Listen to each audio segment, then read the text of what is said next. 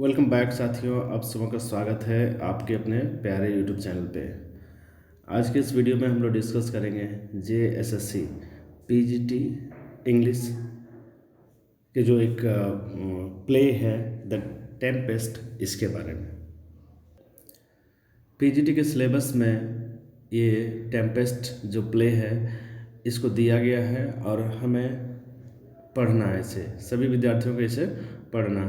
तो चलिए देखते हैं, पहले टेम्पेस्ट के बारे में जानकारी हम लोग ले लेते हैं कि ये किस तरह की प्ले है, कब लिखी गई है। तो चलिए देखते हैं। This play written by William Shakespeare, विख्यात कवि और ड्रामेटिस्ट विलियम शेक्सपियर ने इसे लिखा है। इस प्ले को यहाँ पे देख पा रहे हैं, इस प्ले को विलियम शेक्सपियर ने लिखा है, द टेम्पेस्ट को। ठीक है, नेक्स्ट है प्रोबेबली रिटन इन 1610 to 1611, यानी संभवतः इस प्ले को 1610 और 1611 के बीच में लिखा गया है। चलिए, कुछ जानकारियाँ ये सब बहुत इम्पॉर्टेंट होती हैं जिसे हमें समझना ज़रूरी होता है। ऑब्जेक्टिव क्वेश्चन यहाँ से आ सकते हैं। चलिए आगे हम लोग देखते हैं। It was played before King James on Hallowmas night 1 November 1611, यानी कि किंग जेम्स के सामने इसे हॉलोमेस नाइट में इसे प्ले किया गया था, प्रदर्शित किया गया था 1 नवंबर 1611 को। बहुत ही इम्पोर्टेंट है, ये नोट किया जाना चाहिए इसे। नेक्स्ट है, it was published in the first folio of 1623, ये फर्स्ट फॉलियो के 1623 में पब्लिश किया गया था इस प्ले को। चलिए आगे देखते हैं हम लोग। The theme of the play is treason, इस प्ले का जो थीम है वो ट्रेसन है। ट्रेसन का मतलब क्या होता है ये भी हम लोग देखेंगे। देखिए, ट्रेसन का मतलब होता है जैसे राजद्रोह हो जाता है ना, राजद्रोह। तो इस पूरा प्ले में हम लोग राजद्रोह के बारे में देखेंगे, सीखेंगे कि किस तरह के राजद्रोह हुए थे। चलिए आगे बढ़ते हैं, हम लोग देखते हैं। साथियों, सबसे पहले हम लोग कैरेक्टर्स देख लेते हैं। कैरेक्टर्स बहुत ही इंपॉर्टेंट होते हैं जानना। बिना कैरेक्टर्स के जाने आप किसी भी प्ले या ड्रामा या नॉवेल जो भी है उसे आप समझ नहीं सकते हैं। तो झारखंड PGT के लिए बहुत ही इम्पॉर्टेंट मैंने ये नोट तैयार किया हुआ है। आप इसे कर लेंगे तो ज़रूर कुछ मार्क्स आपके बढ़ जाएंगे। तो देखिए, कैरेक्टर्स हम लोग देख लेते हैं। सबसे पहले कैरेक्टर्स हम लोग देखेंगे। ये देखिए, प्रोस्पेरो। प्रोस्पेरो जो कैरेक्टर है वो किंग ऑफ मिलान, यानी मिलान का एक राजा है Prospero, who was usurp the kingdom by Antonio. Antonio के द्वारा उसे राज्य से बाहर कर दिया गया है, यानी उसकी गद्दी जो है छीन ली गई है एंटोनियो के द्वारा। फिर नेक्स्ट है मिरांडा। मिरांडा जो है डॉटर ऑफ प्रोस्पेरो, प्रोस्पेरो की बेटी है। Has been living on an island with her father Prospero. तो प्रोस्पेरो और उसकी बेटी मिरांडा जो है एक आइलैंड पे रह रही हैं। They have been living on that island for 12 years. तो मिरांडा और प्रोस्पेरो एक आइलैंड पे रह रहे हैं, कितने सालों से? 12 सालों से। चलिए ठीक है, आगे बढ़ते हैं, हम लोग देखते हैं। एरियल। एरियल जो है एक स्पिरिट है, आत्मा है। Prospero captures this spirit Ariel, यहाँ पे टी देना चाहिए, spirit Ariel. Prospero releases Ariel from Sycorax. देखिए, प्रोस्पेरो जो है उसने इस एरियल को कैप्चर करके रखा हुआ है। और क्यों कैप्चर करके रखा है? क्योंकि प्रोस्पेरो ने इस एरियल को साइकोरेक्स जो एक चुड़ैल है उससे इसने छुड़ाया था। तो पूरी प्ले जो ये है ये जादू टोना पर ही आधारित है, तो आप उस रूप में ही इसे समझेंगे। नेक्स्ट है कैनिबन। कैनिबन जो है वो सर्वेंट है प्रोस्पेरो का, यानी मिलान का जो राजा है प्रोस्पेरो, उसका वो सर्वेंट है, नौकर है। सन ऑफ साइकोरेक्स, और साइकोरेक्स का वो बेटा है। He tries to rape Miranda. Miranda आपको पता है कि प्रोस्पेरो की बेटी है, जिसे कि वो रेप करने का प्रयास किया था कैनिबन ने। कैनिबन, और कैनिबन जो है वो प्रोस्पेरो का नौकर है, साइकोरेक्स का बेटा और प्रोस्पेरो का नौकर है। फिर हम लोग आगे बढ़ते हैं। आगे के जो कैरेक्टर से उसको जानने का प्रयास करेंगे। यहाँ पे देखिए एंटोनियो आ गया है, ब्रदर ऑफ प्रोस्पेरो, यानी प्रोस्पेरो का ये भाई है, who asserts the kingdom by cheating. इसी ने यानी एंटोनियो ने ही अपने भाई का जो किंगडम है, राज जो है, उसे हड़प लिया था धोखा दे करके उससे। नेक्स्ट हम लोग देखते हैं अलांसो। अलांसो जो है, ये देखिए अलांसो जो है डूक ऑफ नेपल्स, नेपल का ये राजा है, हु हेल्प्स एंटोनियो, जिसने कि एंटोनियो को मदद किया था प्रोस्पेरो की जो गद्दी है उसे हड़पने में, धोखे से उसे हड़पने में एंटोनियो की मदद की थी। Duke of Naples who helps Antonio to usurp the kingdom from Prospero by cheating, यानी प्रोस्पेरो से वो गद्दी लेने के लिए एंटोनियो की इसने मदद की थी अलांसो ने। चलिए आगे हम लोग देखते हैं फर्डिनेंड। फर्डिनेंड जो है वह अलांसो का बेटा है, हु मैरीज मिरांडा, और मिरांडा जो है प्रोस्पेरो की बेटी है। ये दोनों आपस में मिलते हैं, प्रेम करते हैं और उन दिनों की शादी हो जाती है। फिर नेक्स्ट हम लोग देखते हैं सेबेस्टियन। सेबेस्टियन जो है ये ब्रदर ऑफ अलांसो, यानी अलांसो का ये भाई है। चलिए कैरेक्टर्स को आपने देख लिया, समझ लिया। अब देखिए एक फिगर यहाँ पे मैं दिखा रहा हूँ। यहाँ पे देख रहे हैं एक सी जो है, समंदर जो है, ये समंदर जो है, ये देखिए समंदर जो है, समंदर के ऊपर में एक नाव जो है वो काफ़ी बाउंडर में फंसा हुआ है, और इस नाव पे अलांसो बैठा हुआ है, और ये नाव जो है ट्यूनीशिया से आ रहा है। कहाँ से आ रहा है? ट्यूनीशिया से। मैं आपको ब्रीफ में आगे भी समझाऊंगा। तो अलांसो की बेटी की शादी थी और वो ट्यूनीशिया से वापस आ रहा है, और उसी क्रम में ये नाव जो है फंस जाता है समंदर में, बाउंडर में।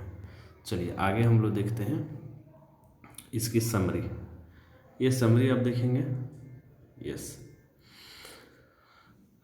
a ship was coming from Tunisia and the ship was trapped in the sea. Alonso was traveling on the ship. He was coming after his daughter's marriage. Everyone was afraid on the ship. तो ये जो नाव जो है आपने ऊपर में देखा, ये ट्यूनीशिया से आ रहा है, और ट्यूनीशिया से आने के क्रम में ये नाव जो है समंदर में, बवंडर में फंस जाता है।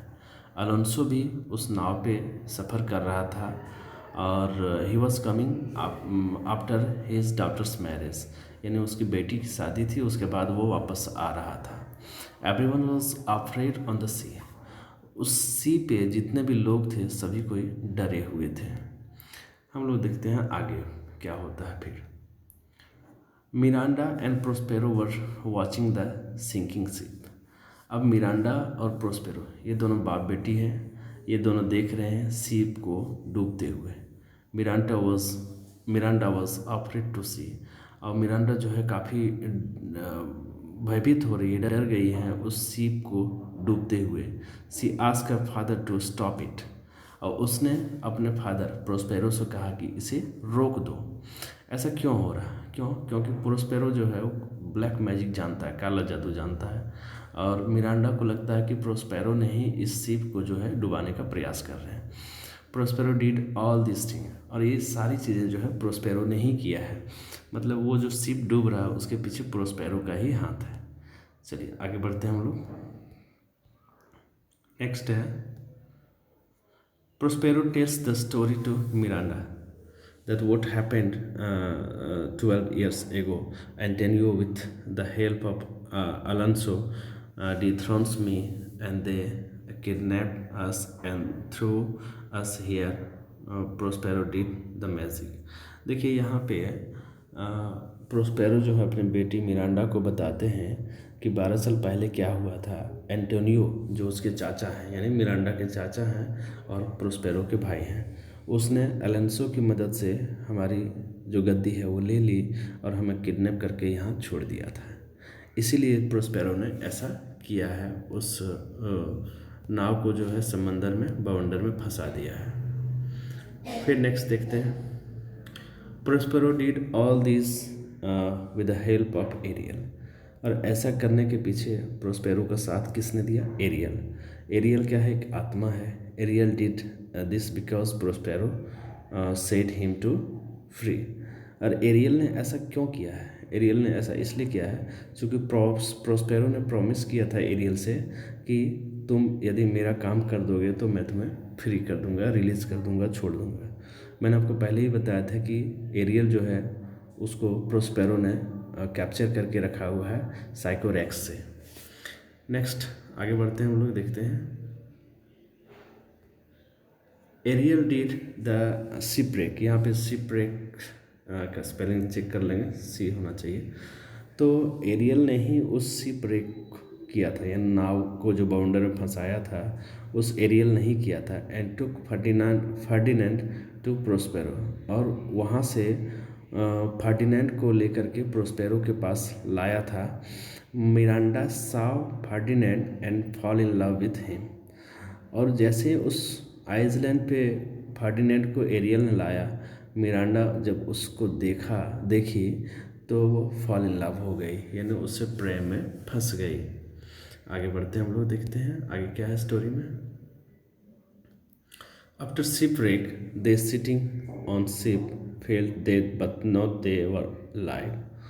देखिए जितने भी लोग थे उस जहाज़ पे सबको लगा कि वो उनकी डेथ हो गई, लेकिन वास्तव में वो लोग मरे नहीं थे, वो सभी कोई जीवित थे। आगे हम लोग देखते हैं क्या होता है आगे कहानी में। Antonio said to Sebastian to take the kingdom from Alonso. और एंटोनियो ने जैसे अपने भाई से उसके राजपाट को छीना था, उसी तरह सेबेस्टियन ने भी कहा कि एंटोनियो का जो है वो राजपाट तुम ले लो। सेबेस्टियन कौन था? अलेंसो का भाई था। तो एंटोनियो ने सेबेस्टियन को कहा कि तुम अलेंसो का संपत्ति ले लो, बट इट डिडंट हैपन। लेकिन ऐसा हुआ नहीं। Ariel stopped everything. और एरियल जो था प्रोस्पेरो ने जिसे रखा था कैप्चर करके, उसने जो है इसे रोक दिया। ठीक है, फिर नेक्स्ट क्या होता है। Ariel again took Antonio, Alonso, Sebastian and all to Prospero. अब क्या कि उस शिपरेक से एरियल ने एंटोनियो को, अलेंसो को, सेबेस्टियन को प्रोस्पेरो के पास ले गया। प्रोस्पेरो फ्री ऑल पर्सन्स, यानी फॉरगिव, यानी जो भी गलती की थी, जिस गलती की वजह से उस समंदर में नाव को डुबो दिया था, बाउंडर में फंसा दिया था प्रोस्पेरो ने, उन सभी लोगों को फॉरगिव कर दिया, माफ़ कर दिया, और वे सब अच्छे अच्छे रहने लगे। यहाँ पे लास्ट काम जो था, प्रोस्पेरो ने रिलीज़ कर दिया एरियल को। उसने प्रॉमिस किया था एरियल से कि तुम मेरे साथ रहो, तो मेरा काम करो तो मैं तुम्हें रिलीज़ कर दूँगा। तो इस तरह से यहाँ पे स्टोरी एंड हो जाता है द टेम्पेस्ट का। सो साथियों, आपको कैसा लगा स्टोरी, इसके पॉइंट्स आप ज़रूर से ज़रूर बताएंगे। झारखंड पीजीटी जो टीचर है उसके लिए काफ़ी ज़्यादा इंपॉर्टेंट है। So thanks for watching. और आपको किस टॉपिक पे वीडियो चाहिए आप कमेंट बॉक्स में ज़रूर लिखेंगे, मैं कोशिश करूँगा उस पर आपको वीडियो बना देने का।